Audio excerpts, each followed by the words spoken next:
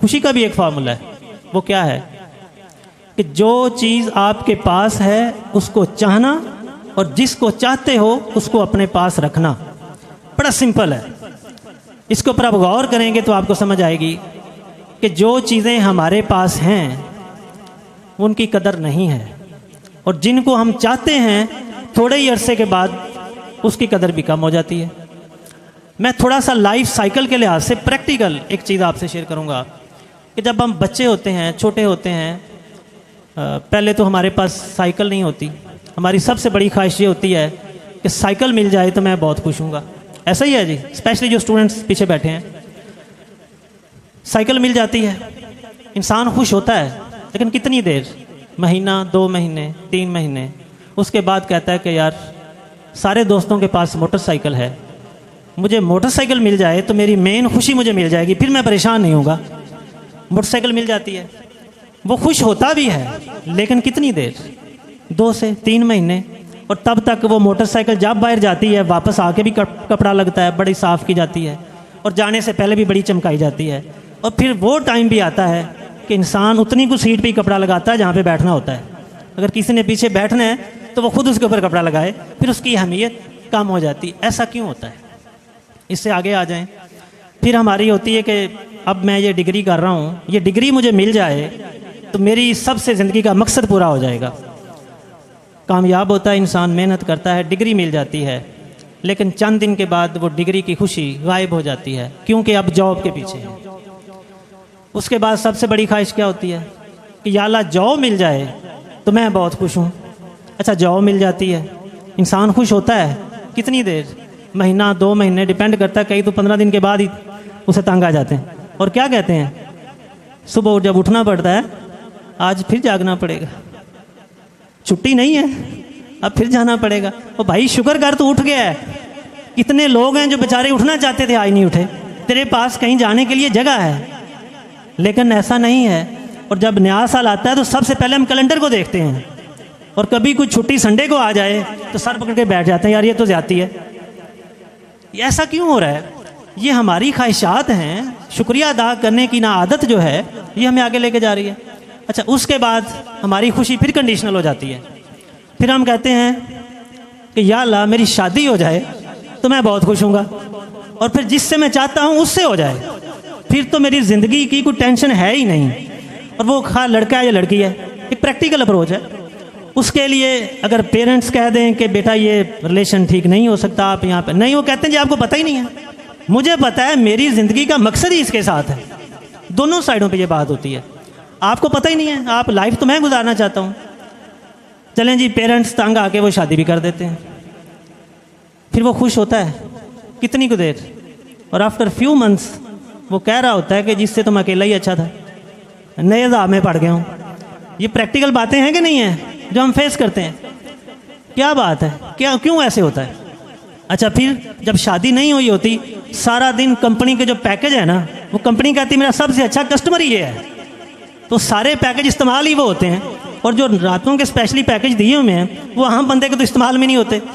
तो वो पैकेज सारे वो जो इस एज में लोग होते हैं वो इस्तेमाल करते हैं। अच्छा, जब शादी हो गई फिर कोई घर बात करने को दिल ही नहीं करता। फिर घर से कॉल आ जाए तो आगे से मैसेज होता है जी बिजी, कॉल यू बैक, ठीक है जी, और फिर वो कभी नहीं होती। और घर जाते हुए शुरू में तो वो ज़रूर पूछता है हाँ जी कैसी हो, खुश हो, कोई चीज़ तो नहीं चाहिए, लेकिन आफ्टर फ्यू मंथ्स कुछ नहीं। क्या पूछता है इंसान? कोई बिल तो नहीं आया, कोई फ़ी की स्लिप तो नहीं आई, उसका हालचाल कुछ नहीं है। वो एक सेशन में मैंने ये बात की तो एक साहब खड़े हो गए, वो मुझे कहते कि सर एक बात करनी है। मैंने कहा जी ज़रूर करें, मैं इतना बोल रहा हूँ तो आप भी बोल रहे हैं, आपका राइट है। तो कहते जी हम उनसे कैसे पूछें हाँ जी खुश हो? तो मैंने कहा जी क्या हर्ज है? कहते जी हमें पता है आगे से जवाब क्या आना है। तो मैंने कहा जी क्या आना है? कहता जी उसने यही कहना तेरे साथ और खुश। तो ये रियलिटी है, तो भैया हमने किया ही ऐसे है, क्योंकि हम इस चीज़ को कभी फोकस ही नहीं करते कि ये भी मेरी ज़िंदगी का कोई मकसद है। अच्छा, शादी हो गई, कुछ अरसे के बाद क्या होता है, फिर हमारी खुशी ख़त्म हो गई, फिर हम अल्लाह से दुआ करते हैं कि वो या अल्लाह मेरे साथ फ़लाँ की शादी हुई थी, 2 बच्चे हो गए हैं, मेरे पास अभी बच्चा कोई नहीं।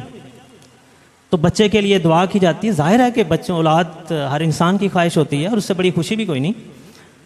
अल्लाह ताला औलाद दे देता है, फिर वो बहुत खुश होता है। लेकिन आफ्टर सम टाइम, आपको तो ये एक्सपीरियंस हुआ है ना, कोविड में जब स्कूल बंद रहे हैं तो बच्चों की कैसी कैसी कंप्लेंट्स आई होंगी उनके वालिदैन की कि हमारी जो जान अजाब में डाल दी है स्कूल बंद करके। हर घर में होता है ना ऐसे कि किन चक्रों में डाल दिया। स्कूल वाले जो थे ना वो उन्होंने काबू करके रखा हुआ था। अच्छा, फिर क्या हमारा शिकायत हमारी क्या होती? शुक्रिया तो हमने क्या अदा करना कि या अल्लाह ये क्या दे दिया है, सारे ढूंढ ढूंढ के निकम्मे मेरे घर में पैदा किए। वो भाई जब कोई एप्लीकेशन दी थी, जब अल्लाह से दुआ की तो उसमें लिख देता कि या अल्लाह कोई VVIP, कोई PhD करने वाला, कोई मुझे इंटेलिजेंट सुपर इंटेलिजेंट बचा दे। तब तो ये था कि या अल्लाह बस दे दे, काला नीला पीला जैसा भी है बस दे दे। अब हो गया है तो अब ये इतराज़ है कि ये इंटेलिजेंट नहीं है, हालांकि वो इंटेलिजेंट भी होता है। वो मसाइल हमें होते हैं लेकिन हम वो कभी बच्चों को टाइम ही कितना देते हैं, फिर ये शिकायत हो जाती है।